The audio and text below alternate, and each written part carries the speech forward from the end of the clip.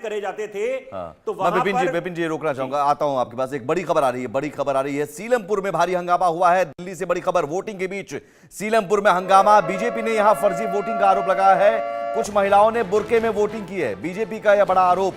BJP और आम आदमी पार्टी के बीच जो आरोप प्रत्यारोप है वो पूरे चुनाव प्रचार में तो दिखा ही, चुनाव के दिन भी दिख रहा है। आम आदमी पार्टी वाले कह रहे हैं कि साहब हमें परेशान किया जा रहा है, हमारे वोटरों को वोट डालने से रोका जा रहा है, हमारे कार्यकर्ताओं को थाने में बंद किया जा रहा है। और सीलमपुर में बीजेपी ने कहा कि फर्जी वोटिंग कराई जा रही है।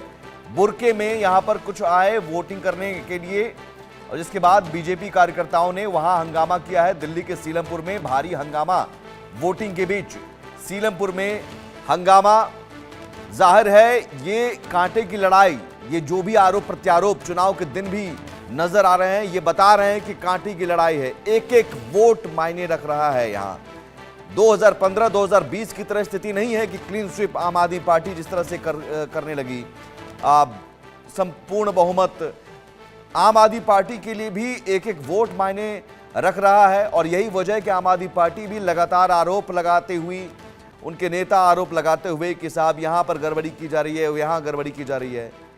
सीलमपुर में अब बीजेपी ने आरोप लगाया कि कुछ महिलाओं ने बुर्के में वोटिंग की है और यह फर्जी वोटिंग है। और इस तरह के आरोप पहले भी लगाए जाते रहे कि फर्जी वोटिंग, शुरुआत आप याद कीजिए चुनाव प्रचार की इसी फर्जी वोटर लिस्ट के आधार पर, इसी मुद्दे पर हुई थी। संभव शर्मा हमारे से जुड़ गए हैं। संभव, इस वक्त अपडेट क्या है? ये कौन लोग थी जो बुर्के में आई? क्या इनके पास वैलिड डॉक्यूमेंट्स नहीं थे? जी बिल्कुल, सिक्योरिटी पर्सनल पुलिस इसका वेरिफिकेशन कर रही है कि डॉक्यूमेंट्स उनके पास वैलिड थे या नहीं थे।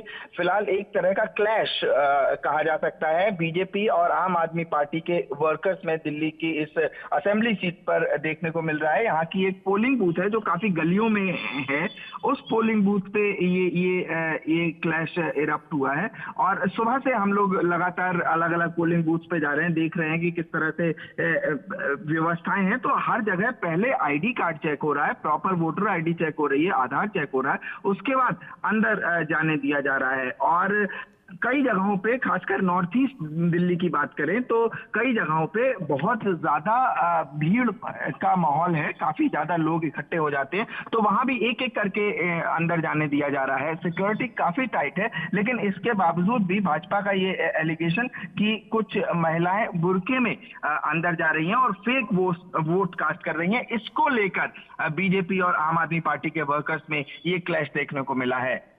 एक बड़ी संख्या में यहाँ पर मुस्लिम वोटर्स हैं, चूंकि मुस्लिम बहुल इलाका है ये माना जा रहा है। और यहाँ पर पिछली बार आम आदमी पार्टी की तरफ से अब्दुल रहमान जीते, जो कांग्रेस की तरफ से इस बार है मैदान में। बीजेपी यहाँ पर क्या चुनौती, कितनी चुनौती पेश करती हुई नजर आ रही है? और बीजेपी को क्या लग रहा है कि मुस्लिम वोट जो हैं उसकी आड़ में फर्जी वोटिंग हो रही है? देखिए, नॉर्थ ईस्ट दिल्ली के ये जो इलाके हैं, चाहे सीलमपुर हो, चाहे करावल नगर हो, चाहे मुस्तफाबाद हो, यहाँ पर जो मुस्लिम वोटिंग परसेंटेज है वो काफी ज्यादा है। कई जगह 40% मुस्लिम वोटिंग परसेंटेज है, कई जगह 35 या 50% तक है।